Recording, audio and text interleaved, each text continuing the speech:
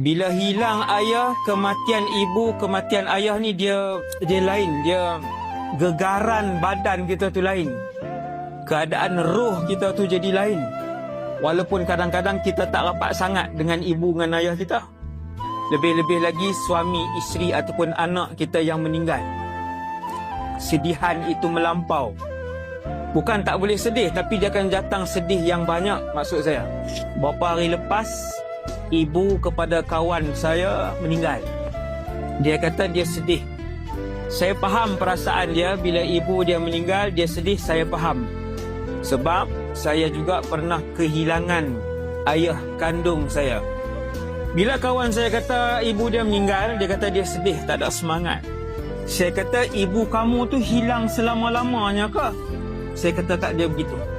Dia pun termenung sekejap, dia kata tak tahu. Saya kata ibu kamu berpindah alam, bukan binasa. Ibu kamu bukan hilang, rosak, binasa. Dia berpindah alam. Dan dia wujud di alam sana. Sekiranya kamu meninggal esok, maka kamu boleh berjumpa dengan dia di alam sana. Sebab roh boleh berjumpa di alam barzah. Roh di alam barzah itu boleh berjumpa. Sekiranya berada di tempat yang sama, iaitulah di taman syurga.